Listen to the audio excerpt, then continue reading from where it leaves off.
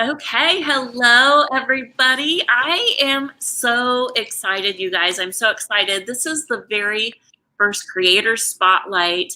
I'm going to have this every other Wednesday, is what I'm going to do. And what this spotlight does is going to introduce you to all these amazing artists that we know and we've seen their work, but maybe we don't really know them really, really well. So this little spotlight is going to kind of dig in and get to know them and their personal lives and a little bit of their just artistic techniques, and really anything that you want to ask them, you can ask during the spotlight. So my very first guest, thank you so much for being here, is Kim Spratto of Just South of Urban. Thank you so much for being here. Thank you for having me. I'm so honored. I can't believe I'm your first. My gosh, you are. I know. It's so exciting. Exciting. Let me put up, first of all, your little banner. It's Just South of Urban. You guys can find her on her website. And actually, I'm just going to turn it over, and I want you to start out. If you could tell us where you're located and where your items can be found. And also tell us a little bit about your family and yourself and just anything you want to start off with, Kim. Sure. So currently I reside in Lebanon, New Jersey. It is a very small, unincorporated area really of New Jersey. It's in the Western, I always get confused, East-West. It's Western New Jersey. So I'm about 30 minutes from Pennsylvania. I am originally from California, born and raised, California girl. And my husband had a job opportunity to come to New York 3.5 years ago. And so we just decided that since both our kids were, in college or on their way to college, that now was the time to do it. Mm-hmm. So we've been here for 3.5 years. This is our fourth winter. I am not a winter. I was just going to ask you about that. It's really a shock to the system when you have been 55 years in paradise. Yeah. California is perfect weather every single day, anywhere you live in California, with the exception of Northern California, because then you're getting closer to the Rockies, Eastern California. Okay. And closer to the Oregon border. You get some snow up there, but yeah. Perfect. Yeah, it's kind of a shock, isn't it? And I'm in Ohio, so I have very similar weather. And even though I've been here my whole life, it's definitely a shock to your system when you're not getting the sunlight, and all the awesome vitamins that come from the sun. So I think it really affects, do you notice that? Absolutely. I'm an outdoor girl, so I've been living my life outdoors every day of my life. And so when you come here and it's raining and you can't really get outside, or it's snowing, or it's 0. Yeah. Kelly, your weather's worse than mine. New Jersey, this part of New Jersey, it's you get snow maybe 3 feet, and then it's gone in a month, and maybe you'll get a little snow again in March, and that just is annoying. But yeah, and we've only had a dusting. We have had hardly anything. So I mean, it can go either way. It's really fickle. Yeah. I just want to make sure your feed is okay, because somebody said that they couldn't hear you very well. So if you guys that are watching, if everybody could let us know, just make sure that we can hear Kim okay. Yes. Shall I move closer? I mean, I don't know what else I can do. Suzanne says, Kim, I followed you. Excited for you to be here. Thank you. Can you guys hear me okay? Yeah. Everything okay? Maybe it was just the one person. Okay. So continue, and then tell us everywhere too, like where your item can be found, and then we can kind of go into after that, like exactly what you do and into the nitty gritty there of the artistic side of it. Oh yeah, that's the fun stuff. Yeah. So to continue, I have 2 kids. They're both adults. I have a daughter who's in Boston right now. She's She'll be 23 in April, and she's getting her master's in communications. And I have a son who is 21, trying all the new cocktails out there. Mhm. And he lives in Waco, Texas right now, and he'll be graduating from Baylor in this coming May. Oh, So awesome. he's going to stay in Dallas. My daughter loves the East Coast, and she's probably going to stay East Coast. And Oh, wow. I'm assuming we'll probably be moving shortly. You think so? Where are you going then? So we're going to go somewhere where it's warmer. I have 2 horses, and it's really hard to have horses in this weather. So we're probably we're gonna start looking around in Texas and also maybe northern Arizona, because the climate is very tempered there. Yeah, yeah, that would Texas may be too humid, but we'll I check. was wondering if you're headed to Texas. Yeah. It's Yeah. possible. It's possible. I'm gonna wait. We're praying about it, and I'm just gonna wait on the Lord to show me where He wants me. So, Well, girl, yeah. you know that's the best way to get an answer. So Yes, absolutely. that's the best way. Okay, and then what was the next question? Oh, and I just wondered, you know, your items. If you want to talk a little bit about your items, and then we can kind of go into like where they can be found. Yeah, sure. So So I make all kinds of items, all different types of things. I am like I have ADHD. So I see something different and I'm like, oh, I want to make that. Or I want to try that. Or I want to do this. So I do mostly beaded jewelry at this time. I have done enameling. I have done stonework. I've done metal work. I got into jewelry making about 11 or 12 years ago. Started making Western jewelry. And my first name was Rowdy Girl Jewelry.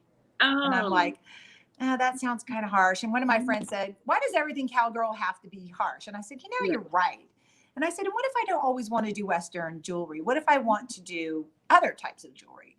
And so I started thinking about it. I wanted it to have a little bit of a Western flair, but not specific to Western wear. Mm-hmm. So I came up with Just South of Urban because I wanted it to be somewhat Western, but also, mm-hmm. It could go anywhere. Yeah. And that business name's been really good for me. It's been Just South of Urban because I do furniture and I do artwork and things like that. So it's been really great. It kind of covers all things. Yeah, that's the perfect name for you. Yeah, thank you so much. I absolutely love that name. Thank you. I have a little bit of a cold, so I'm sorry if I have to do the tissue thing every now and then. But me too. My eyes a little watery. It's just that time of year. It is. So anyway, so right now I'm focusing mostly on beaded jewelry and more artistic jewelry, like the decoupage jewelry that you like to buy, like the Fridas. Mm-hmm. Which, by the way, I have on. Oh, you do? Oh, I love it. And, I just want to kind of show these off right now. These have been a huge hit inside my studio. Right. And everybody loves the fact that you put detailing even on the sides and on the back. I mean, everything is thought of, the back has color.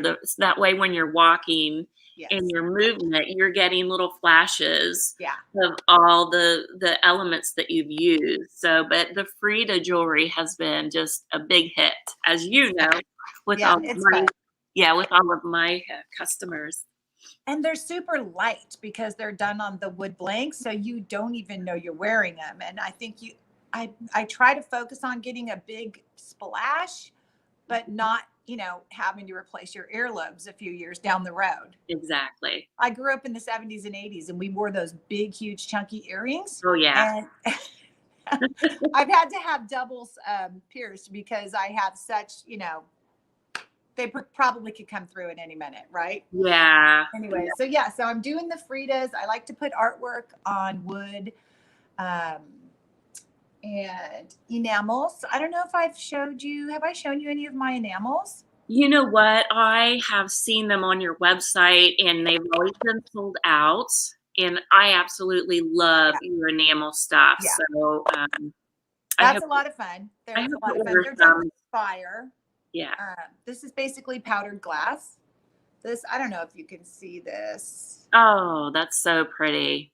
but it's powdered glass, and you basically sift the design onto a piece of copper, and then you heat it with a torch, and it melts, and it just solidifies. It becomes glass, one solid piece of glass. Oh, I love it. Yeah, that's a lot of fun. So that's kind of the metal work I have gotten into as far as enameling is concerned. And then I also, and I haven't done this in a long time, but I really want to get back into it. It's just too cold to go in the garage right now and have to go out by the kiln. Yeah. But these are, this is a little sugar skull. Oh my goodness. And it's adorable. basically sterling silver. And it's the same process. It's basically cutting shapes of silver, and you are welding them together with silver solder to get the shapes.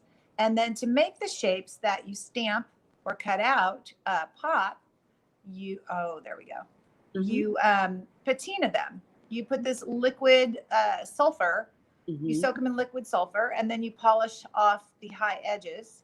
And then the liquid sulfur actually stays in there and gives it its definition. Wow. I love that. Can you see that? Can you see the little flower? Yeah. So those are copper punches, little copper bits. So yeah. So I do that. Oh, I love that. It's a lot of fun, but this is very hard to do because there's 3-4 layers of silver, one on top of the other, and they all have to be soldered separately. And it involves using hard solder all the way down to super easy soft solder. So easy soft solder melts at a lower temperature than hard solder. So for your first layer, you would put a piece of silver down, a little bit of solder, and then the other piece of silver. And you heat it, and you have to heat it at a high temperature for a longer period of time. And once that solder liquefies, it basically seals it. It's kind of like you've seen a plumber solder a pipe and they've lined it with, it's basically the same thing. And then your next layer, you use a lower temperature melting solder. And then your next layer, even lower. And it can be frustrating because sometimes you leave it on too long and then you ruin your first solder and start over. Sure, it's just like anything. It has you got to find that that magic kind of touch, that little area that is the magic area where it's just right, the sweet spot. Yeah, the sweet spot. The sweet spot. Do you ever do anything like that live so that those of I would love to watch you. You have videos on your Facebook page where you're doing a little blurb? I think I did one a long time ago, but I'm thinking I need to start doing that. I mean, if I'm going to get back into it, then I definitely should start videotaping it or going live and doing it. And you guys can see oh my gosh of my frustrations. Oh, I just think that would be amazing to watch your process. Yeah, it would be fun. I don't know. I'm kind of like that. I'm kind of a nerdy girl. I know, surprise.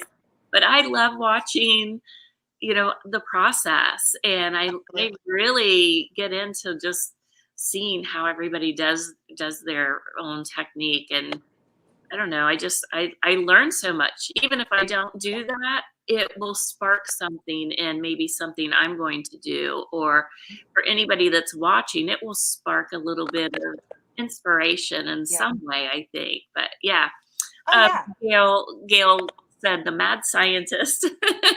Is that Gail Lopez? Yeah. Hi, Gail. And Pam agrees. She said that would be great. She would love to watch. I'll do it. Definitely. So I have some stonework too. I want to show you that I've done with sterling silver. And like I said, it's been a long time since I've done this, but this is one of my favorites. Let's see. So this is Lapis Lazuli. Can you see that? Yep. So, let me try to do that. This is Lapis Lazuli, the blue stones, and it's in sterling silver. Yeah, there we go.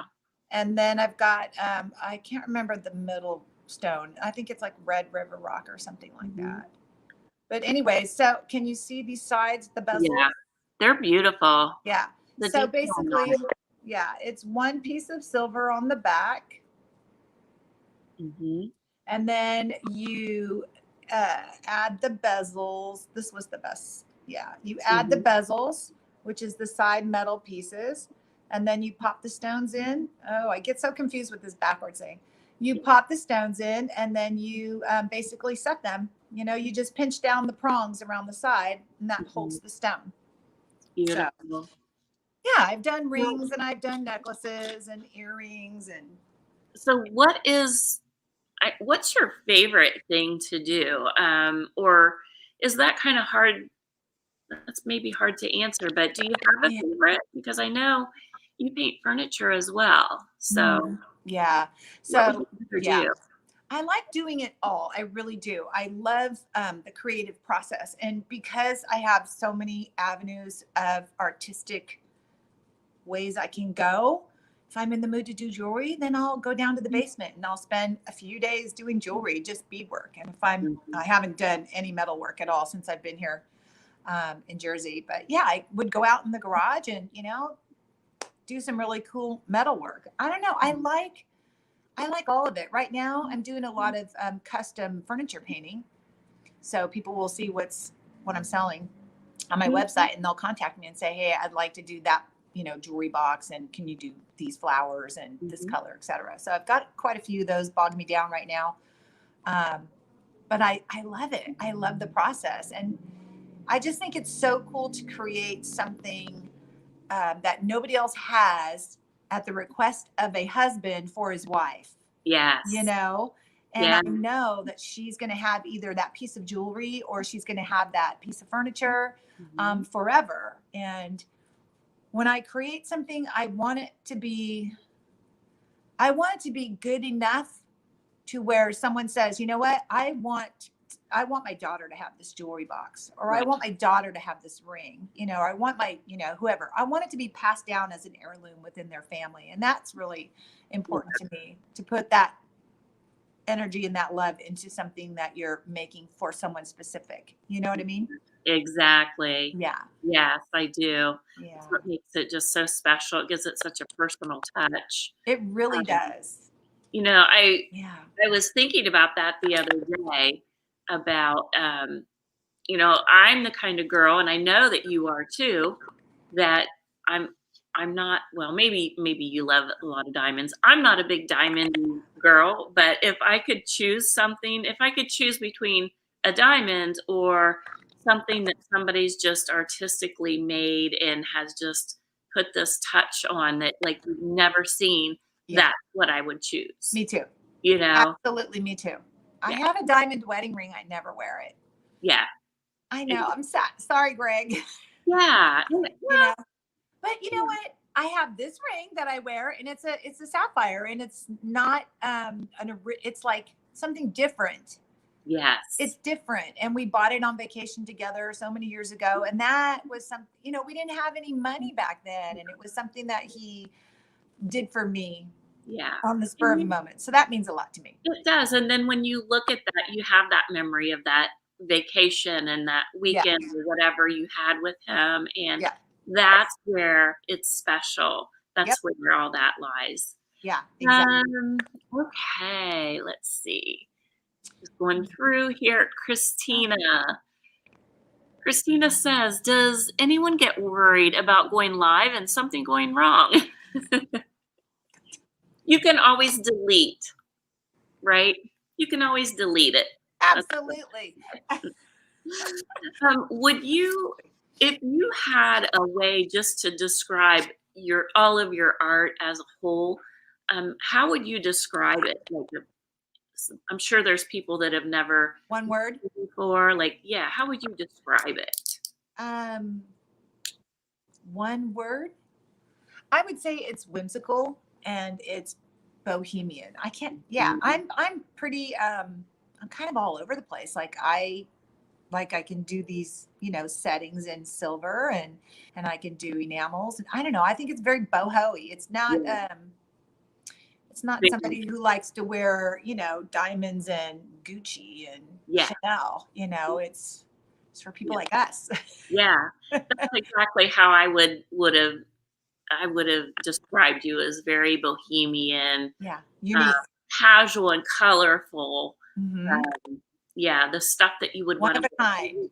the things that you want to wear every day Mm-hmm. is what I would kind Yeah, of fun. I want my stuff to be fun. And when a woman puts something on that I've made for them, or they've picked something that I've made, I want them to look at it and go, I'm ready. Let's do this. Like, let's have some fun. And yeah. I don't know. And I love getting feedback from people when they've had something for a while and they're still happy with it a year later. Yeah. I love my necklace. And I do have some of your items in here in my studio, and I will say people will come up to it and they'll just stop immediately and just Aw, stand there and gaze at it and touch it and just be like, right. and then it's so cool because then they automatically know before I even say anything that this is handmade. They get it, they Yeah. can automatically, they're Yes. drawn to it almost, Yes. which I think just makes it so special. Yeah, definitely. Okay.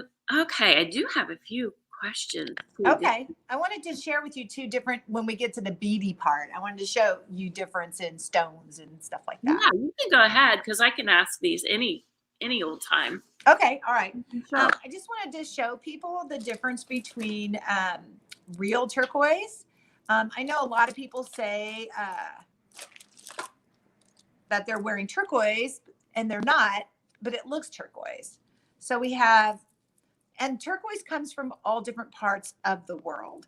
Okay, so this here is actual natural turquoise, and I believe this is from Nevada. Okay, this was mined out of Nevada. Okay, this is looks like turquoise, but it's actually a stone called howlite. It's the stone is very soft like turquoise. It comes up. There's a scale. It's called the Mohs hardness. It's MOHS, Mohs hardness scale. Okay. And on a scale of 1 to 10, this is going to be soft, and it's going to be more like a 3. Oh wow. Okay? So it's just a softer stone. They can drill into it really easily. It's very porous, and they can dye it. So it's going to take on the color of turquoise. You can dye this any color. So what color is that before it's dyed? It's like a white. Oh. So it takes the colors on very nicely. Wow. Okay. It's still And is that probably what we see mostly out there? Yes, absolutely. There's tons of that all over. So here's again, this is real turquoise. And that's a little more of a green tone to it. This particular turquoise is. Now there's also other turquoise, and it's called Sleeping Beauty turquoise. Okay. That is a very light blue. It's almost like an old 57 blue. It's absolutely gorgeous. It is more expensive. Oh, that's why I like that. Yeah, I love it. I know, me too. It's beautiful. This is also howlite, and like I said, it's very soft stone, so they can shape it. This is a graduating, kind of a graduating bead, but they can shape it and dye it any color they like. So you can get, and it's stone. Don't get me wrong. It is stone. It's just not turquoise. Right. So it's still good. It is it's a gemstone, but it's called howlite. Okay. So that's that. And very then cool. Very good to know, huh? Yeah. It's interesting, right? I buy beads from all over the world. Before COVID hit, I had a girlfriend. She's in California. She and I used to hit the gem shows all the time. And so we got to see so many beautiful, amazing stones. And I'd leave there spending $800-900. Yeah. Every time. But anyway. Well, I've seen some of your beadwork, and they're stunning. Yeah. Very, very pretty. Yeah. Yeah. It's how you put them together, right? These are the raw materials. It's just like your paints on a canvas. It's how you put them together. Yeah. And you learn a lot going to the gem shows, etc. These are African beads. So pretty. These are recycled glass They are literally made from tribes, in different tribes in Africa. They take the glass, they break it down and make it into like a powder form.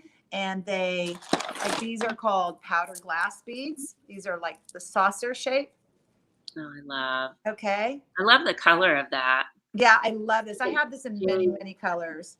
And I buy them on these strands. I buy them from reputable vendors who represent these artists in Africa, and it's called the Fair Trade Market. So I buy them through the Fair Trade Market. It makes it, what's the word I'm looking for? It ensures that each of these artists in Africa are being paid a fair market value for what they're producing, so they can feed their families and they can help their tribes and their community. So that's so important. It's so important. Absolutely. That's so important. That's another reason why I was really excited about having your items in here. Oh, good. Because I know that you think about things like that. It's important to me. Yeah. It is very important. I think that's where in America we just consume all this stuff without the thought of where it's coming from, what it's doing to the families. So you do put a lot of thought into that. So I'm proud to have stuff in here.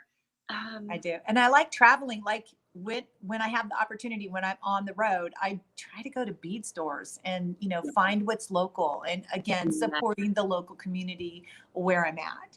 So it's important.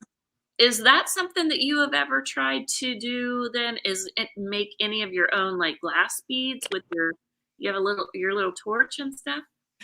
No, I'm sure I could do it, but it's kind of like, do I really need another hobby? Time consuming too. Yeah, it really is. Yeah. And the whole expense of getting into it and buying the raw materials and the spindles and it is just, it's consuming. It is very consuming and very expensive. So but yeah, I mean, I've thought about it for sure, but I'm sure my husband would. No, I'm getting divorce papers in the mail. It's like, what now? Yeah, right. He'd just be like, oh God, what are we into, Kim? So, well, go ahead and tell us now where we can find all of your work. So if anybody out there is looking for your items, where can they find them? Yep. I have my own website. I actually run two websites. I have my own website, which is where I prefer people go because I own the website. It's justsouthofurban.com.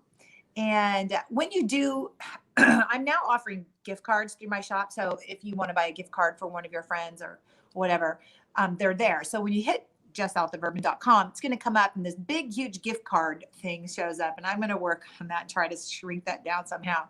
But it says now offering gift cards, and you literally have to scroll past that to get down to the goods. Okay, good.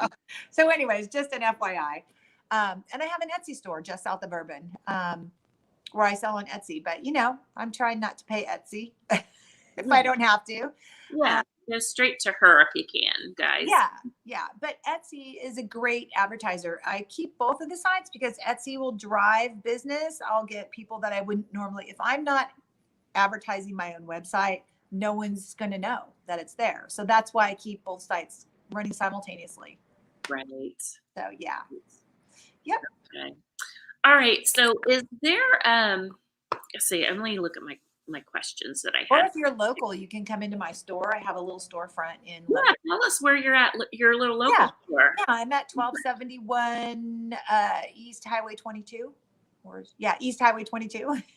I've been here about 6 months. I haven't really advertised that I'm here.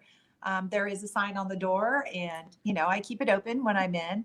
But yeah, I do all of my painting here and all of my furniture painting here, and I do my jewelry work at home.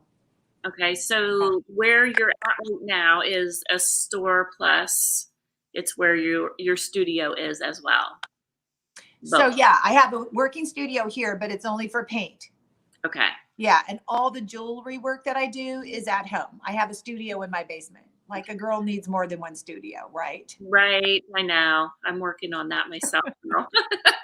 If it was bigger, I might move everything in, but until I figure out where I'm going to plant the roots, I'm Yeah. just going to keep it, the painting here. Yeah, exactly. Yeah.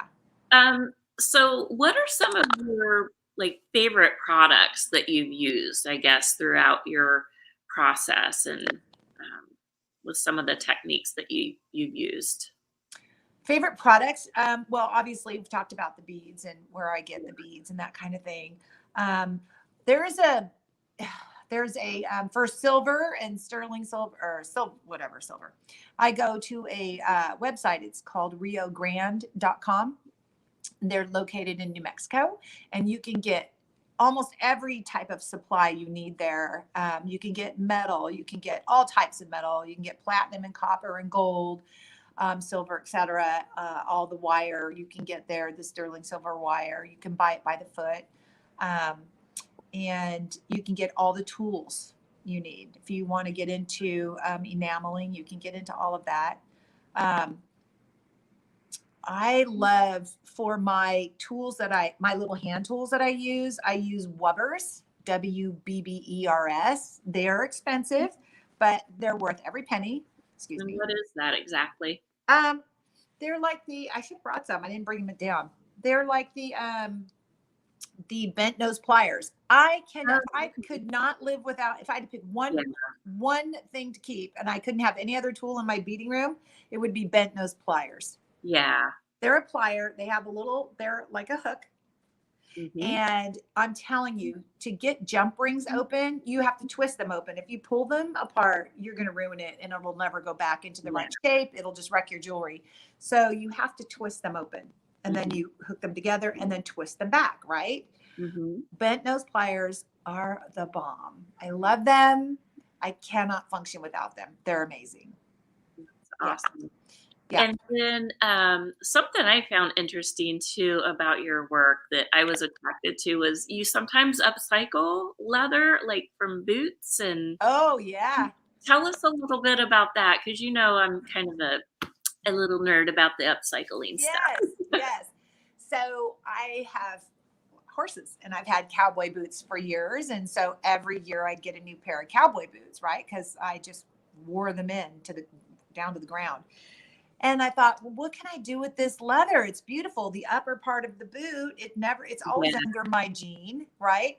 So I thought I can do something with this. And so I cut them off. I cut them off from the boot, and then I cut them up, opened them up, filleted them, and I ripped out all the inner lining, which was the one, touched my body. Nobody wants that, right? So I ripped out all the inner lining and stripped it down to the bare leather. So then you have the bare leather shell of the boot. Mm-hmm. And once you've filleted it and spread it out, you can cut it into any shape you like. Mm-hmm. So I was able to cut shapes. I make earrings out of, I cut feather shapes and teardrops, and I make bracelets and cuffs and things like that. And everybody loved that. Yeah. Loved it. Stuff is flying out of here. Yeah, I love that too. I don't have anything on. And I think what I like so much about it is it's so soft because it's worn leather. It's already been naturally worn. Yeah, absolutely. And it's not stiff. It's movable. Yeah, it's beautiful. Yeah, it's very pliable. And sometimes because of the way it's been worn, you know how leather can get like a groove to it or a shape. Mm-hmm. Sometimes that shape is really hard to get out. I mean, you just have to, I think you sold a leather cuff that I had hand stitched around the edges. So it sold like that. Boom, it was gone quick. Yeah, that's a really cute, fun piece. Yeah. But I remember when I made that, instead of it being like a round bracelet, when I clasped it, it was kind of like a, because of the way the leather was worn. Mm-hmm. So you have to kind of put that on and leave it on for a while to make sure, it's fine once it's on your skin because it is pliable, like you said. But when you take it off, it takes on a funky shape. You know what I mean? Yeah, but it's it was so cute. I love that piece. It's like an old bomber jacket. You can take old Right. bomber jackets, or maybe you're in the thrift store one day and you see a leather something. You can take that home, cut it up, and do something with it if you're So not do going to wear it. is that what you do too? Then you go to all the thrift shops and find just Yeah, their items absolutely, and buy them up. absolutely. That's Yeah, and if I awesome. see a pair of cowboy boots or cowgirl boots that have a really nice print on them, I'm going to snap those up quick. Right. I love Yeah, that. super fun. Yep. So what do you have coming up this year? Do you have anything new you're going to try, or something you're wanting to try different, or are you wanting to focus on more of, like you said, your beading? Um, what do you got coming up this year? Yeah. So, as far as jewelry is concerned, I really want to get back into my metal work, into that, into this, into soldering. I want Yeah. to get back into that. Um, Maybe doing some stone setting. I have tried to stone set like a diamond, but it was fake, um, into like a 4-prong, ring. That's really not my thing. Yeah. I am not good at that, and I know it would just take years of practice to get it right. So that's really not my thing. Yeah. And But yeah, I definitely would like to get more into making some rings, maybe stone setting, that kind of thing. I do love to do that. oh, I Um, can't wait. Go ahead. I can't wait to see what you come up with. Yeah, it's gonna be fun. So um, let's say you're able to kind of like give some advice to anybody out there that is wanting to produce something, or they're wanting to create art, and they have that little negative voice that pops up telling them that they're not good enough, or Yeah, no, who do you think you are? What would you right. tell the person? Do it anyway. I would say be brave. Be brave. Um, Always take the next step. If you want to get into jewelry, what I would say is I kind of got this book out because I wanted to share, if you want to get into jewelry, go to Michael's and get yourself, or Hobby Lobby, and get a book, and just look through it. I mean, there's so many amazing things. They're tutorials, Yeah. and it tells you exactly what you're going to need, tools you're going to need, wire, size of wire, that kind of stuff, beads, Hmm. and look at somebody else's art and create your own. You don't have to use that exact shape. You can use something else, but just research a little bit. And I would say take a class. It's always fun to take a class. When I lived in California, the way I learned how to do this was I took a class in California. It was Silvera Jewelry School. It was in Berkeley, California. Totally awesome. First of all, Berkeley, if you want to be inspired by art, wow, Berkeley is Really? the place to go. Yeah, I mean, it's all over the streets. It's all over the buildings. It's a very funky, hip, Berkeley. Yeah. It's a really cool place. Um, so I took a class. I mean, it wasn't expensive. It was probably, I want to say, like $100 or something like that, or so, and just go sit and put the robe on and take the beginner's class in metalsmithing. It's amazing what you can learn. And they're small classes, 9 people. Oh, that's awesome. You can take beginning, you can take advanced. Take workshops. They're fun. Do it. Step out. Yeah.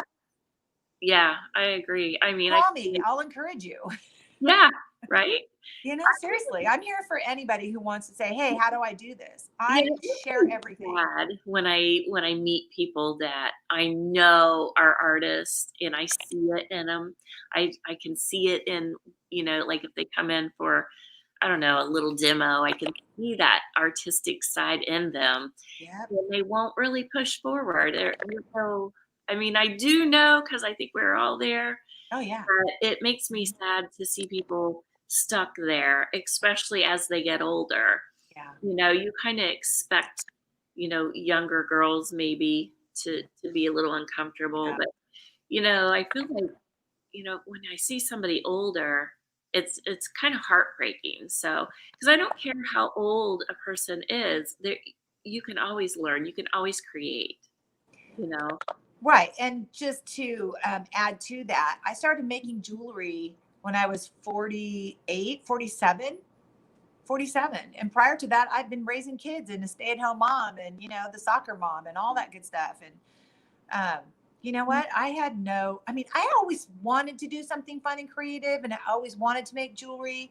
But it took me meeting another woman who I bought jewelry from. And I'm like, can you teach me how to do this? I would love to do this. And she's like, yeah, sure. So she taught me how to do it. And then I just took my own style and I went crazy. Yeah, but look at what happened though. Look at what Exactly. you're doing now. I mean, it's her stuff, you guys, is just amazing. Well, and I just have to say to being older, um, you're more mature. You have all this experience behind you that you can now put into an art form. All these emotions that you've been through, all this life that you've enjoyed, and the places you've been, the things you've seen. Just think how that's going to come out in your art. Yeah, exactly. And the world needs to see it. I mean, I truly believe that we were created by a creator. I mean, look at us. Look at us. We are beautiful and we are amazing, and we're all so, not one of us is the same. We're all different. Isn't it crazy? Yes. So, I mean, we were created to create. We were created in the image, my opinion is we were created in the image of God, who is the master creator. So he gave us, all of us have something in there that needs to be unleashed. Yes. You know what I mean? We just have to say, what is it that I want to do? What is my passion? What am I drawn to? Am I a cook? Could I be a chef? Am I a baker? Yeah. I mean, I think it's amazing. And I think that if you have the desire in you, you just have to conjure up the courage to do it. There's a saying on the wall in my bathroom, and it's a picture of John Wayne. And it says, having courage is being scared to death, but saddling up anyway. Yes. So you just do it. And that is so true. You're scared. Yeah. Yes, it is so true. Yes. I mean, I just think of, gosh, I don't think any of us would be where we are now. Those of the ones that we're watching out, on the internet, and we're going to each other's workshops and doing all this stuff together. And I just think I would have never met all these amazing women if I wouldn't have put myself out there. I wouldn't have met you. Exactly. Kim. And I mean, just our whole community that we've created here together. Yep. I wouldn't know any of these amazing women. So, because fear can be so debilitating, and it's just such a shame. It is. And once you get past it, it's like, it really wasn't that bad. Nope. It's kind of like, yeah. But yeah, absolutely. I mean, if I didn't move to New Jersey, if I didn't give my husband the opportunity to say yes to the job, I mean, he wouldn't have gone if I didn't want to go. I left everything. My whole life is behind me, and I'm here. And yeah, it's been a really good thing. It's growth. Yeah. Okay. So what else you got for me, sis? Let's see. Let me check through. I've got a couple of just like easy kind of things for you that are just kind of fun, because I know we're probably getting towards the end of it right here. But okay. So is there anything else you would like to say before I about your business that's not quirky and funny? I've just got some funny stuff I want to ask you. You have any more businessy stuff to talk about before I get non-business? Not really. I mean, Okay. No, I don't think so.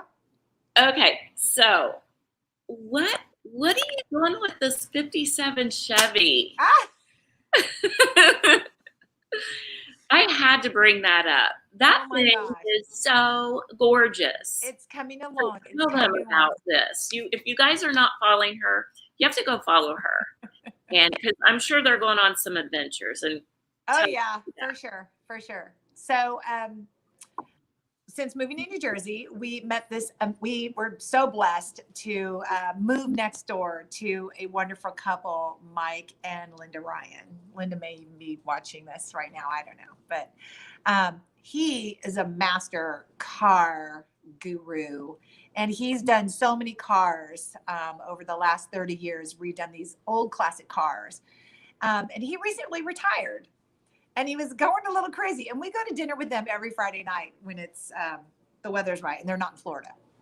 So when he retired, he's going crazy. He's like, what do you got? I got to do something. I go, well, why don't you redo a truck for Greg and I? And he's like, really?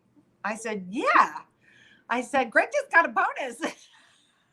And he looked at Greg and Greg goes, yeah, let's do that. Let's do that. So literally the next day, he found an old 57 Chevy truck on Facebook Marketplace. And he said, what do you think about that one? And I said, well, I said, oh, it looks kind of mean, you know, but he's like, no, this is a classic car, Kim. We got to check it out. So within 2 weeks, we had that car sitting in our yard, not in our yard, but Mike's yard. Yeah. And we're like halfway through. It's been painted. The engine is back, and now we're just going to start putting it together. And in this little plaza that I'm in here, there's a leather worker who does amazing work. He's from Lebanon, the country, Lebanon. And he's in Lebanon, New Jersey now. Okay. Yeah, that's a coincidence. Right, exactly. But he's a master leather worker. He has done work for Kate Spade. He's done work for a lot of, so they hail from middle Manhattan area, and they are now they have their own business over here. So so he's still doing beautiful purses for designers. But I was talking to him and I said, hey, what do you think about this seat? He goes, yeah, no problem.